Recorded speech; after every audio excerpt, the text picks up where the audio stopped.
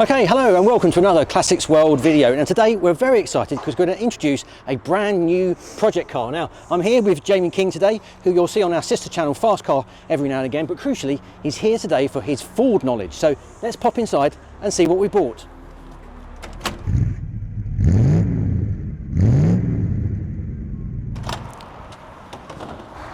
So introducing our 2000 Ford Mondeo ST24. Now these are pretty rare, Jamie, less than 150 on the roads. 142 I think, according to how many left.co.uk at the moment. But this was the first sort of proper hot Mondeo, because there was the SI model, but then this came along, the ST24. Yeah, in the Mark II shape. It's the first ever ST badged Ford as well. We know how successful the ST badge has gone on to become.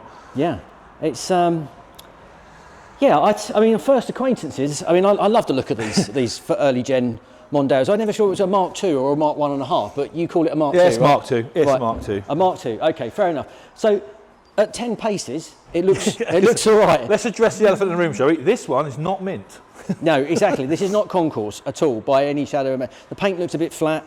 The plastic trim seal down here looks... Yeah, someone I think has gappy. Sikaflexed the skirts back on.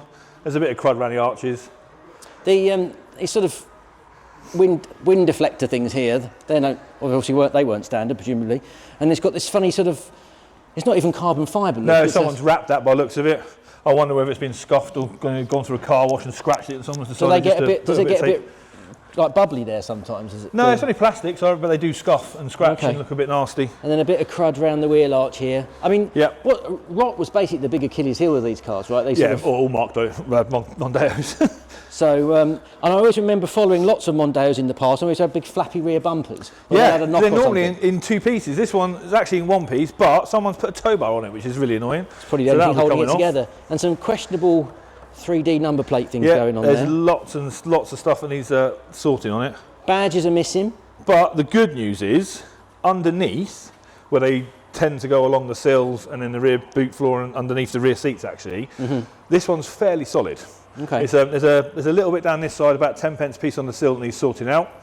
The rest of it is the stuff you can see, which is unusual for Mondeo, because normally they look pretty and you get them up underneath and they're horrible. This one is actually, touch wood, fairly solid underneath, and all the stuff is the stuff you can see. All the crud is cosmetic. So so there's a pair of arches it'll want. So there's more crud on the wheel arch here. The alloys, they're the originals, and they look pretty tidy actually. Yeah, little 16s, yeah. Of course, the big thing about these cars was the engine. 2.5 litre V6, Duratec V6, engine. About what, 178 horsepower?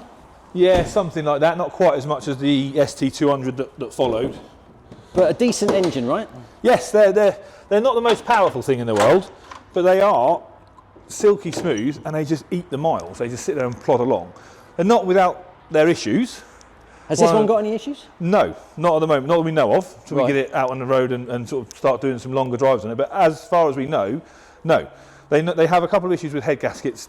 Tend to sort of, they fail, but they blow to atmosphere. So it's not, you don't get the milky sort of crud. But this one sounds fine. They make a horrible ticking noise when they go. And this one, again, at the moment, sounds absolutely perfect. And do people sometimes upgrade them to the ST200 spec? Yes, yeah, because it's all bolt-on bits. Yeah, it's not even the heads. It's just a lot of it. It's just the inlet side of things you can put on there. Obviously, people who are breaking ST200s, ST24 owners buy them and put them on. But if you're honest, I'd rather save them for the ST200s. And an ST24 in original condition is where we want to sort of go with this one. So it's not the quickest thing, but it's plenty powerful enough in this application. Yeah. Well, I think that looks very promising to me. It's crammed in there, isn't it? But yeah, the only other thing that these have a bit of an issue with is the inlet manifold runner control, the IMRC module. And Ford in their infinite wisdom decided to put the control box right over the front of one of the exhaust manifolds.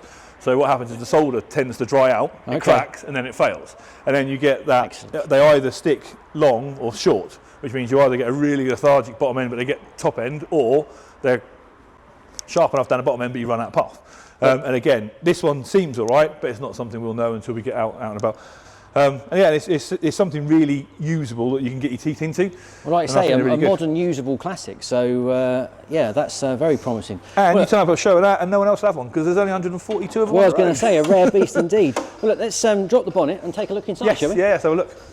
Slightly sticky door handle there, Jamie. Yeah. But look, it's got the original radio code and everything. Yeah, it's also got a 6-disc CD changer underneath No, your seat really? as well. Yeah, yeah. 6-disc CD changer. There'll be kids not even knowing what you're talking about there. By the way, I they'll be know. all about their Amazon Music and iTunes. As you and can all that probably stuff. see, we might need to sort the headlining out because I keep pulling it down with my Velcro head. Actually, I don't have a problem with that, Jamie, but you do because you're slightly taller than me, to say the least. Nothing a bit of spray adhesive won't sort out. But I've got to say, actually, again, there's nothing too terrifying in here. All the worst trim bit looks is the quite seats. decent. The seats have, because they're half leather, they're started to come away. Started to come away there, the So stitching. I've already ordered off of Amazon a threaded, like a curved needle and stitch kit, which will be a nice little weekend job in here. Heated seats. Heated seats, yeah. Aircon, does the aircon work? Yeah, it does actually. Does it? Yeah, I think it wants a charge because it's not the coldest, but it's it definitely does work. These Yeah, it's all Mondeos, missing. I love the interior of these Mondeos, but they kind of missed the mark in North America because they weren't spacious enough, Yeah, right? yeah. But I think they're lovely. And They're really nice. They're really comfortable as well. And for a big lad like me, it's actually nice to sit in a car. You can just get in and just sort of like cruise along. And how many miles has it got on the clock? This one's got 122,000 on. So Has it got much paperwork with it? Or well, it's got service up to 2008, I think, which it done 60,000 miles, 66,000 miles. So it's got half of it basically. Yeah. But that's what I can find in there. But I've done an RAC check, and you've got all the warranted mileage on the MOTs and stuff. Okay. It's never really failed anything on MOTs. That's what they normally do. So wishbone bushes pretty much every year. And then last year, so end of the 2023 MOT, which obviously expired 2024, that's the only time it had an advisory on the rust, which as we can see, it's got a lot worse. yes, it's got worse. Yes, but like you say, you think that's all fixable. So yeah, and the only other thing in here is a typical Mondeo fault is the height adjustment on the driver's seat. They have a little, it's like a little worm drive, and it's a nylon gear. Okay. And it just strips the teeth off. So Right. again, on I think I got it from eBay, but you can buy them online. You can buy brass replacements. So you can buy the whole little thing.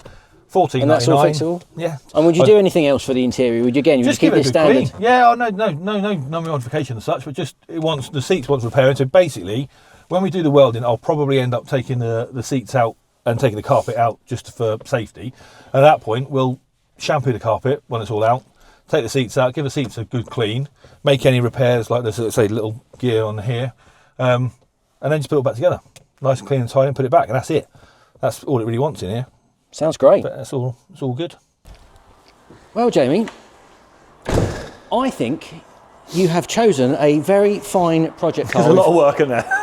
Well, I don't know. You don't seem too phased by it. I mean, it'd probably terrify me, and I know Lucas behind the camera, but it's been like worst nightmare. But however, I've got a man here who can weld. That's all I'm worried about. well, we know how fast Ford prices generally end up going. They only go north after a certain period of time, and I think this is the clincher for me. Are you willing to tell us how much we've paid for this? Yes, particular car? I paid the grand sum of £500 for this car. £500 for this. And recently, through an auction, which we've covered at the Southwestern Vehicle Auction January sale, as a very similar version, albeit in much nicer condition. Yeah, that's where this one will get though. And lower mileage, etc., etc. That just went through the auction hall at $4.5 grand plus fees. So it shows the potential. I mean, it's like you say, a lot of work, but there's definitely potential in it. I can't wait to see what you do with it. So do stay tuned for more updates. There's going to be updates in Classics World magazine and Car Mechanics magazine, and indeed in Classic Ford. So stay tuned if you want to see this Mondeo ST24 brought up to scratch. Let us know in the comments what you think of this car. Perhaps there's some things you think we should do to it as well. But in the meantime, thanks very much for watching. Don't forget to like and subscribe and ring that notification bell, and we'll see you again soon. See you later.